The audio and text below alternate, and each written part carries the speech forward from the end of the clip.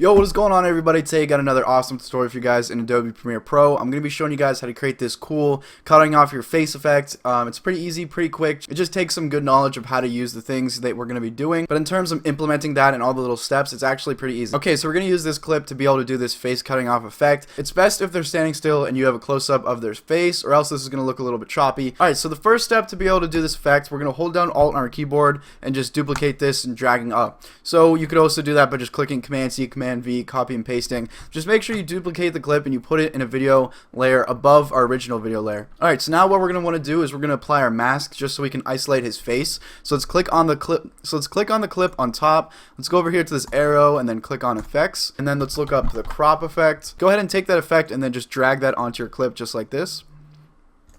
Alright, so now come over here to your effect controls and then just slide down until you see this crop right here. And now what we're going to do is we're going to use this pen tool. We're actually going to click on here on his face, and then I'm going to click the little squiggly line button next to the one just to make this full screen.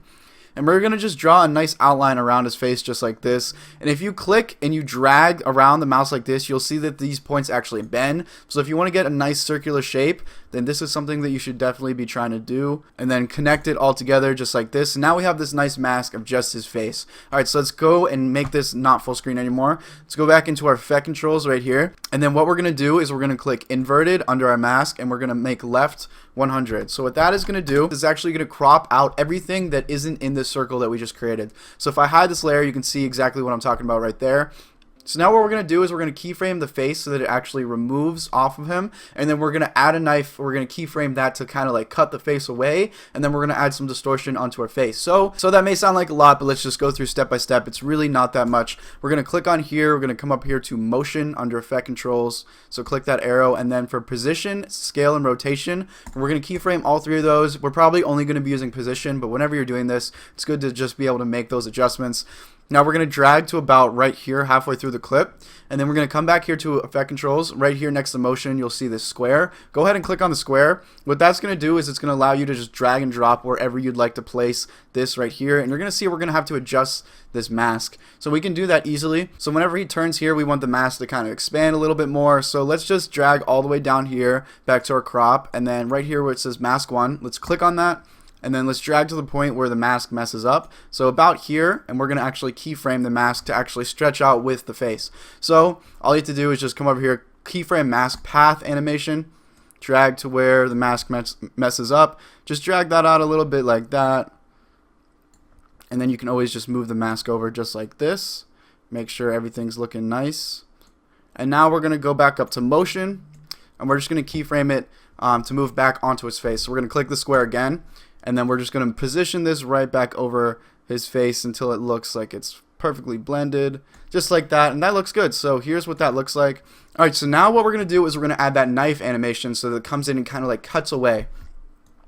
So the first thing we're going to want to do is we're actually going to go ahead and download the knife that I have in the description. It's just a normal PNG file. So I'm going to bring that over from where I have it saved. So this is what it looks like right here, just knife. We're going to take that, drag that into our project bin, and it's going to import. Then we're going to take that and drag that above our video clip. So in video layer 3, let's go ahead and make that the duration of the actual video. And now we can actually just place this wherever we want, and then just animate it to make that little cutting motion. So that's very simple, just using the same exact little keyframe things we did to actually animate the face. So we're going to click on this. First things first, we're going to go to effects, and I'm just going to flip this. So I'm going to look up horizontal flip and then just add that just so it turns around. Now what I'm going to do is come back here to effect controls for my knife, click on this little square, position that in a nice good starting position, and also make it a nice size. So right about here is good. And now we want to animate it so that it goes from being off the screen, comes into his face, and then it goes up and down, up his face until the thing removes. So what we're going to do is we're going to go to about right here. We're going to go to about right here. We're going to come over to our motion, and we're actually going to keyframe this so that at this position it is right here. We're going to go back to the beginning, just make that off screen. So now you're going to see the animation creates this knife coming in like this. So now what we're going to do is we're going to animate our knife just to go up and down, kind of like it's cutting away the face. So let's go ahead and just come back up to motion. We still have this keyframe, which is perfect. What we're going to do is we're actually going to just use our arrow keys just to move over a frame. We're going to click the square and then just move that in. Click the right arrow key to move over another frame, and then just kind of make like this up and down zigzag pattern going up, down, frame by frame. Alright, so here's what we just did by adding those little keyframes. I'll hide this just so it's not distracting. I'll play that through, and as you see, it's like it's keyframing, moving in and out, so it's like cutting away. And that's looking good. So now what we can do is we can just stylize this knife a little bit. If you want, you can add some kind of glow onto it. So I'm just going to add a quick little sapphire glow from the Sapphire plugins. You can also change the color of it. You can go to your color wheels, bump up the midtones to make it like a nice red if you want something like that. Okay, so to be able to add that cool distortion onto its face, there's a bunch of different things you can really do. Technically, since this face layer is its own layer, you can really add any kind of distortion effect you know of, anything that I've really taught, anything that you find on YouTube, so you can really mess around with this.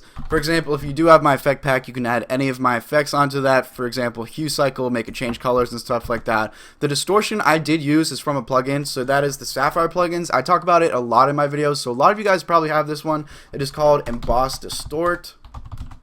So just look up Emboss, come down here to Sapphire Stylize, and then add in Emboss Distort, and that's going to create this. Come down here into the settings of that, and we can just change around these settings to be able to get the kind of look that we're going for, the kind of like nice, weird distortion look. So like this is looking pretty good, and the coolest thing about this too is since I talked a lot about how to animate the real look for this, you can even animate the actual distortion that's going on. So for example, if you wanted to kind of start not distorted then become distorted, come down here to your threshold, keyframe any of your distortion settings. When it gets to a certain point, just bump that up and you're going to see this kind of happen, this animation where it becomes nice and distorted like this. And it really depends on your clip, so what I recommend is that you really just mess around with all the settings that you guys have. Create your own little cool looking look. Another cool thing what you can do is if you do have the Sapphire effects, you can load a preset and then just bring that preset over onto the face itself. So for example, here's some of those presets that I was talking about. You can just drag this window over here, and there's a bunch of different cool ones that you can really pick from. So I'm going to pick this one. That creates this kind of like weird trippy look. Alright, so the last thing you can do to this is you can actually add a little blood drip coming from the face just to sell it a little bit more. A cool way to do this and a really fast way to do this, instead of using some kind of green screen clip, if you guys do have my effect pack for either Premiere or After Effects, Final Cut, whatever it is, what you can do is you can just duplicate that face layer just like that, alt drag up, and you can actually come over here to your effects and look up blood drip, and right here under Max Novak effects, it's called Max Novak blood drip. Take that, place that onto your duplicated layer, and that's going to turn that into this nice little blood drip. So like I said, you can change the mask to make the blood drip however you like. If you really move that around, it's going to change whatever that looks like.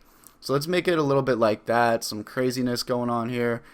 And then what we can do is we can just keyframe that to move with the face, which is pretty easy. Also, another really cool thing that I'd like to talk about, even though it's not in Premiere, if you do have After Effects, I'm going to link you guys to a video where you can learn about the distortion brush. Something that I like to do when I'm ever doing these like body removal kind of things that I just showed you is what I'll do is I'll take the distortion brush in After Effects, and what I'll do is I'll actually distort the face to kind of stretch it out and connect it to the actual mask, and then I'll keyframe it all together so it stretches out and then it goes back into normal. So it kind of looks like it's like more organic, more like actual, and I think it sells the effect a little bit more. Anyways guys, hope you enjoyed this video. Leave a like, comment, and subscribe. Let me know what you guys want to see next in the comment section down below. Anyways guys, hope you have a good night. Thank you for watching. I'll see you guys later.